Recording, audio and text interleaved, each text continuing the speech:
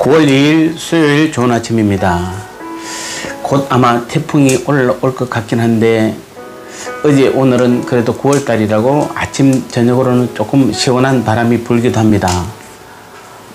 오늘도 이 9월을 주님과 함께 또 9월 2일 하루를 우리 하나님의 은혜 가운데만 거하는 오늘 우리 모두의 믿음의 삶 되시기를 바랍니다. 오늘 주신 말씀은 로마서 10장 19절 말씀입니다. 그러나 내가 말하노니 이스라엘이 알지 못하였느냐? 먼저 모세에게 이르되 내가 백성 아닌 자로서 너희를 시기하게 하며 미련한 백성으로서 너희를 노엽게 하리라 하였고. 아멘. 오늘은 제가 여러분 코로나가 주는 오늘 본문을 통해서 하나님의 메시지를 한번 같이 나눠보았으면 좋겠습니다. 이 오늘 19절은 하나님이 복음을 배척한 그 유대인들로 시기나게 해서 당신을 알지 못하는 오히려 이방 세계 사람들을 중심으로 구속의 섭리의 역사를 써가는 것을 신명기 32장 21절을 인용해서 말씀하신 것입니다. 하나님은 하나님의 그 약속의 말씀대로 유대인들이 그리스도와 예수님과 그 복음을 배척하자 예수님을 통한 그 구속 섭리의 중심을 이제 이스라엘 민족으로부터 이방 민족에게로 옮겨가는, 그래서 이방 민족들로 하여금 구속사의 주역이 되게 만든 사건이 오늘 사건입니다. 자, 제가 아까 시작할 때 코로나가 주는 하나님의 메시지라는 제목으로 오늘 같이 나눈다고 그랬죠. 사실 이 바울이 로마서를 썼을 때가 지금 주후 57년경입니다. 즉 3차 전도 여행 때 로마서를 기록했습니다. 57년이면은 그리고 이 이스라엘 성전이 완전히 멸망한 것이 70년이니까 13년 후의 일이죠.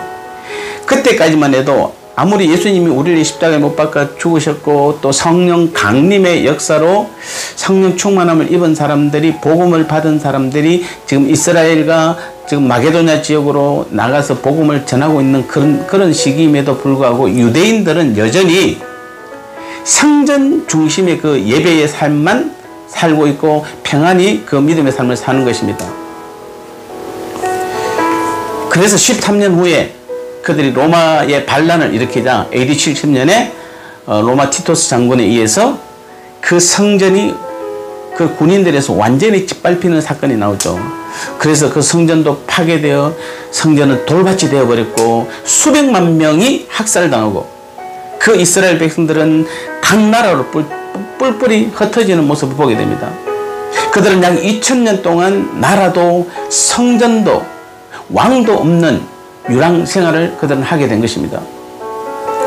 반면에 그 예루살렘 성전을 버리고 자신들이 성전이요 가는 곳마다 삶의 현장이 성전인 그 신앙의 삶을 살았던 이방인들로 구성된 그 기독교는 그 기간 동안 찬란하게 성장했습니다.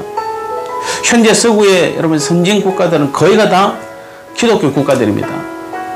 이 기간 동안 많은 유대인들이 기독교를 개종을 했습니다. 하나님의 예언대로 이방인들이 하나님의 풍성한 은혜 속에 있는 것을 보고 많은 유대인들이 기독교를 개종하는 장면을 보게 되는 것입니다. 자, 저는 제 개인적인 생각입니다.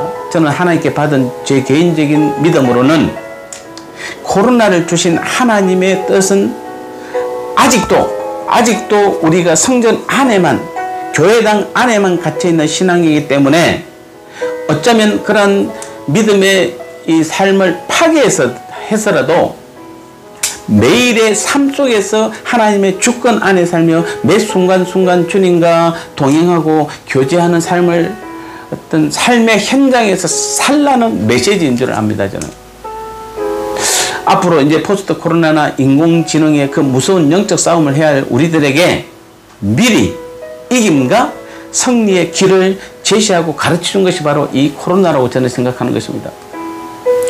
마치 유대인들이 예수님이 우리 자신들을 성전 삼으시고 우리 안에 들어와 계시는데도 여전히 예루살렘 성전에만 집착하고 하루 3번 성전에서 예배드리고 기도하는 자신들의 그 경건하고 그런 믿음의 삶이 최고라고 여기는 그때에 하나님께서는 그 성전을 돌 하나도 도리에 남지 않고 다 무너뜨린 것입니다. 하나님의 성전을 하나님이 직접 무너뜨린 것입니다. 지금 그래서 하나님이 우리에게 요구하시는 것이 바로 교회당 건물 중심의 신앙생활이 아니라 내 안이 내가 성전임을 깨닫고 날마다 삶의 현장에서 항상 쉬지 말고 영적 예배의 삶을 매일매일 살아가야 하는 것입니다. 그래야 코로나는 물러가는 것입니다. 하나님께서는 지금 우리에게 이것을 요구하고 있는 것입니다.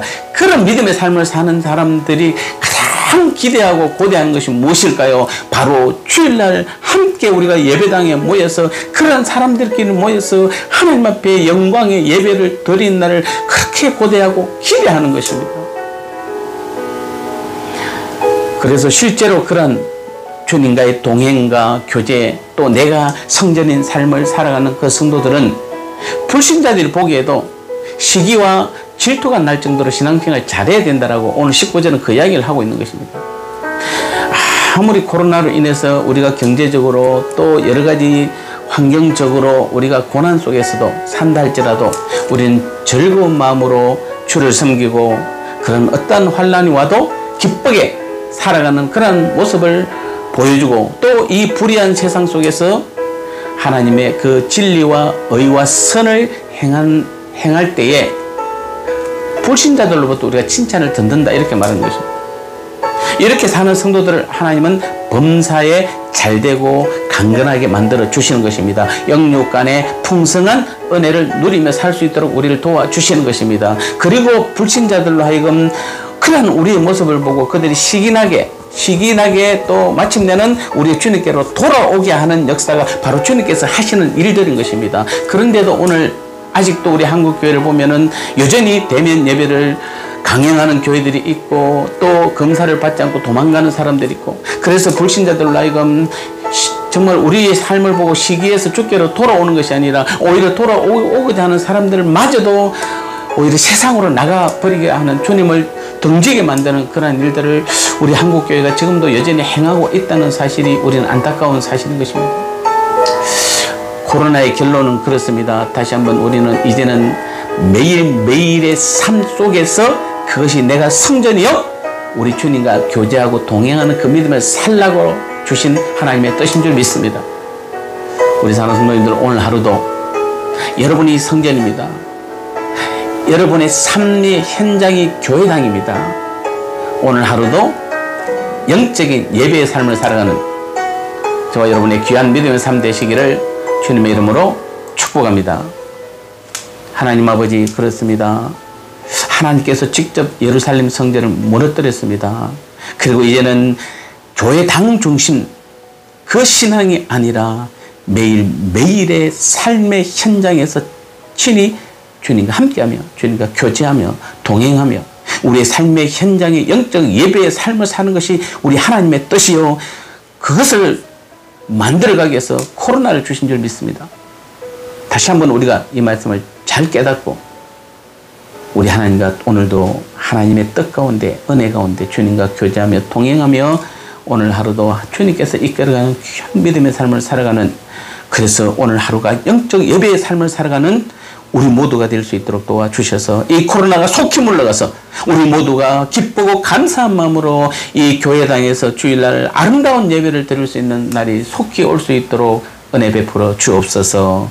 예수님 거룩하신 이름으로 간절히 기도드리옵나이다. 아멘.